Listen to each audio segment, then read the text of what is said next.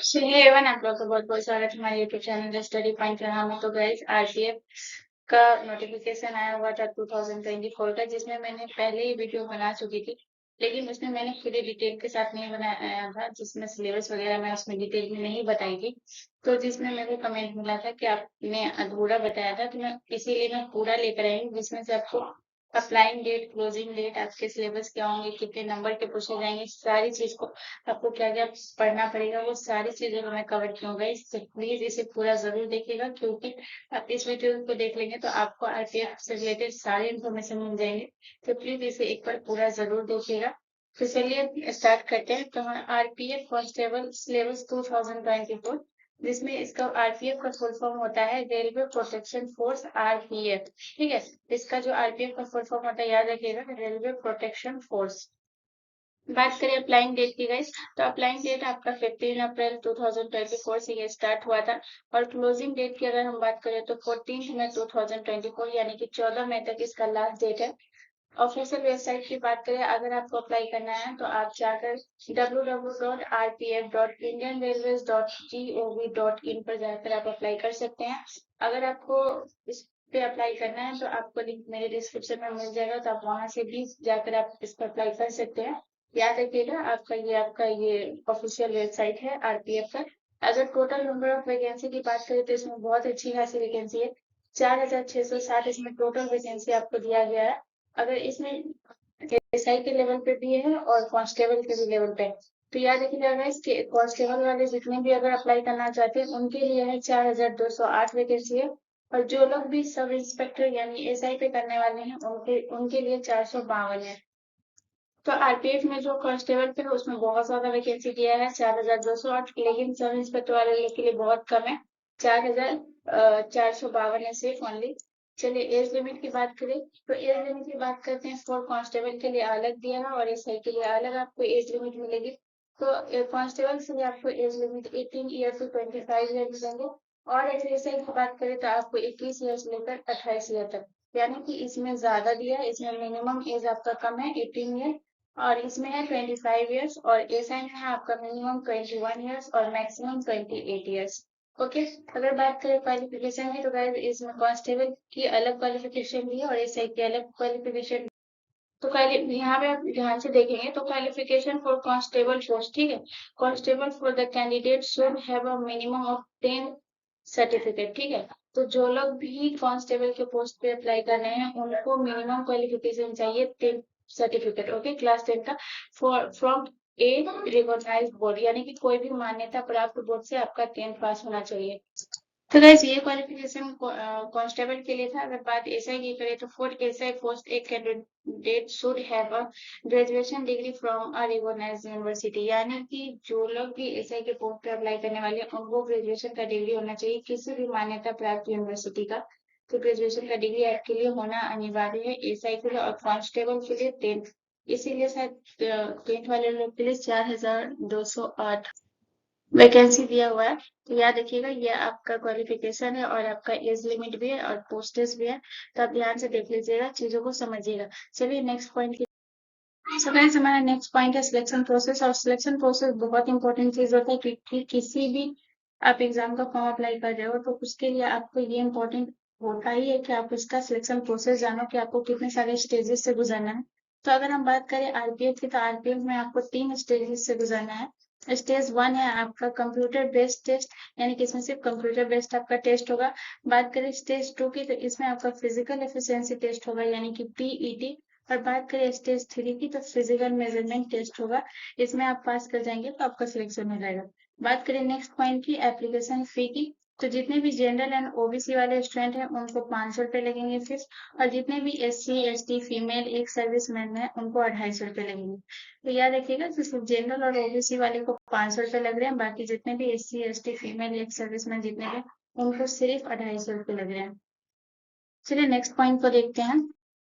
अगला पॉइंट है हमारा एग्जाम पैटर्न। इस एग्जाम पैटर्न तो बहुत इंपॉर्टेंट, अब कोई भी एग्जाम देने तो उसके पैटर्न को समझना बहुत जरूरी होता है। तो पैटर्न समझते हैं, चलिए। तो गाइस आरपीएफ के एग्जाम पैटर्न को समझते हैं तो सबसे पहले आपका है पॉइंट है subject, total number of questions and total marks है। इसमें देखते हैं सब्जेक्ट में कौन कौन सारे सब्जेक्ट हैं।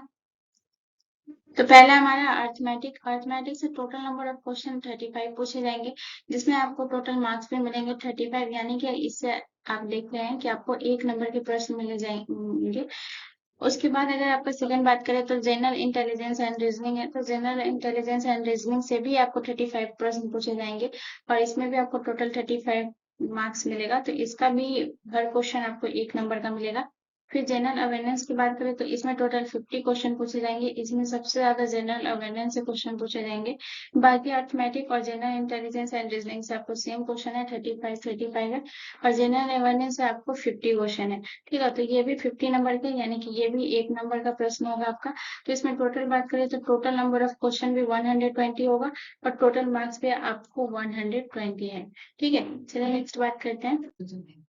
तो बात करते हैं अर्थमेटिक की। तो यानी कि आपको सबसे जरूरी चीज ये होता है कि आप अर्थमेटिक से तो जानिए कि आपको 35 प्रश्न पूछे जाएंगे, जनरल इंटेलिजेंस से भी आपको पता है कि 35 प्रश्न पूछे जाएंगे और जनरल अवेयरनेस से आपको 50 प्रश्न पूछे जाएंगे। तो आपको ये पता होना चाहिए कि आपको कौन कौन सी चीज को कवर अप करनी है ताकि आप अपना 35 तो जो नंबर ऑफ क्वेश्चन है उसको आप क्वालिफाई कर पाओ। तो अर्थमेटिक में आपको पढ़ना है, सबसे पहले आपको परसेंटेज पढ़ना है, परसेंटेज बहुत इंपॉर्टेंट होता है। सेकेंड आपको प्रॉफिट एंड लॉस पढ़ना है, ये भी बहुत इंपॉर्टेंट है। एवरेज पढ़ना है, मेंसुरेशन पढ़ना है, और मेंसुरेशन को तो बहुत अच्छे से पढ़िएगा गाइस। और ये इस सब सारी चीजों में एक चीज हमेशा याद रखिएगा कि आपको टाइम मैनेजमेंट भी होना चाहिए।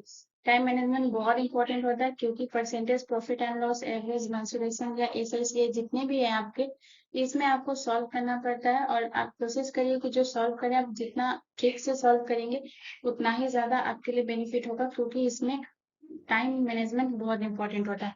सेकेंड आपको कवर करना है एसआई एंड सीआई, उसके बाद आपको कवर करना है नंबर सिस्टम, उसके बाद आपको कवर करना है रेशियो एंड प्रोपोर्शन, उसके बाद आपको टाइम एंड डिस्टेंस। एक बार फिर से मैं रिपीट कर देती हूँ गाइस।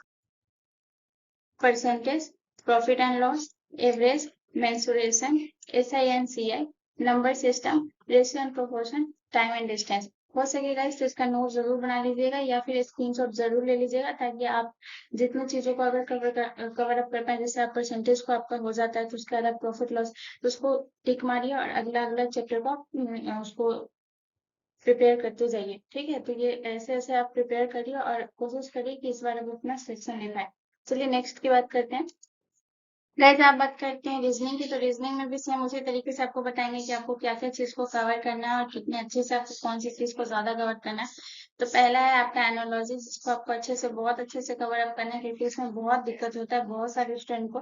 तो एनालॉजी, उसके बाद हमारा है ऑड एंड आउट, उसके बाद हम करेंगे कंक्लूजन, उसके बाद आपका अगला है सीरीज, उससे अगला है आपका ब्लड रिलेशन। और ब्लड रिलेशन बहुत इंपॉर्टेंट होता है, क्योंकि इसमें आपको ब्लड रिलेशन में इतना उलझा जाता है ना हम लोग, और क्वेश्चन भी इस तरीके से देता है कि आपको वो उलझा रहे हैं ब्लड रिलेशन में। तो ब्लड रिलेशन आपको बहुत अच्छे से उस पर बहुत प्रैक्टिस करिएगा और अच्छे से उसको कवर अप करिएगा।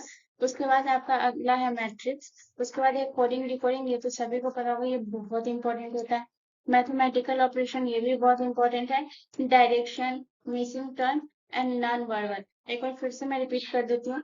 Analogy, odd and out, conclusion, series, blood relation, matrix, coding decoding, mathematical operation, direction, missing terms and non verbal. तो ये जितने भी आपको टॉपिक्स दिखा रही हूँ गाइस, ये आपको कवर करना है रीजनिंग में। इस यहाँ से भी आपको पता होना चाहिए कि आपको जो मिलेंगे वो 35 क्वेश्चन था, और अर्थमेटिक से भी आपको 35 क्वेश्चन है। ठीक है, चलिए अब नेक्स्ट पॉइंट की बात करते हैं। अगला पॉइंट हमारा जनरल अवेयरनेस का, जिससे आपको यहाँ से आपको टोटल 50 प्रश्न पूछे जाएंगे, और ये यहाँ से आपको चीज बहुत अच्छे से कवर अप करना है चीजों को। तो यहाँ से आपको 50 प्रश्न पूछे जाएंगे गाइस, समझ रहे हैं। तो आपको सबसे पहले कवर करना है हिस्ट्री, ज्योग्राफी, पॉलिटी, इकोनॉमिक्स, उसके बाद आपका है स्टैटिक अवेयरनेस, उसके बाद है आपका physics, chemistry, biology, computer and current affair. तो गाइस इतनी सारी चीजें जो आपको जनरल अवेयरनेस में कंप्लीट करना है, आपको बहुत सारी चीजें। और हिस्ट्री में आपको, सिर्फ हिस्ट्री में ये नहीं है कि आपको मॉडर्न हिस्ट्री, आपको medieval history, ancient history, modern history, ये 3 हिस्ट्री आपको कंप्लीट करना है। ज्योग्राफी में आपका हो जाएगा इंडियन ज्योग्राफी, आप कंप्लीट करेंगे और वर्ल्ड ज्योग्राफी भी करेंगे। इकोनॉमिक्स, स्टैटिक अवेयरनेस बहुत इंपॉर्टेंट होता है, यहाँ से आपको बहुत सारे प्रश्न देखने को मिलेंगे। तो इसको आप जरूर अच्छे से अच्छे सोचिएगा, आप अच्छे से अच्छे इसको कवर अप करिएगा स्टैटिक अवेयरनेस को, क्योंकि ये बहुत इंपॉर्टेंट होता है। बाकी आप फिजिक्स, केमिस्ट्री, बायोलॉजी, कंप्यूटर और करंट अफेयर, और करंट अफेयर को तो आपको अच्छे से याद करना ही है और चीजों को समझना है। अगर गाइस आप बोलेंगे तो मैं आपके लिए डेली टॉप 15 का करंट अफेयर सोर्स लेकर आऊंगी। अगर आपको चाहिए तो प्लीज मुझे कमेंट सेक्शन में बताना नहीं भूलें, और जरूर बताइएगा कि आपको वीडियो कैसा लगा। होपफुली गाइस आपको ये वीडियो पसंद आया होगा, और मुझे जहां तक लगता है कि मैंने सारी इन्फॉर्मेशन इसमें ऐड किया, जितना आपको अभी फिलहाल इसकी रिक्वायरमेंट है उस हिसाब से ये सारी चीजें हैं, जिसमें मैंने आपको फीस से लेकर हर सारी चीजों को, एग्जाम पैटर्न के अंदर भी आपको कौन कौन से टॉपिक्स पढ़ने हैं वो सारी चीजों को कवर किया। तो प्लीज मेरे वीडियो को लाइक जरूर करिएगा, चैनल को सब्सक्राइब जरूर कर लीजिएगा। मिलते हैं नेक्स्ट वीडियो में। धन्यवाद।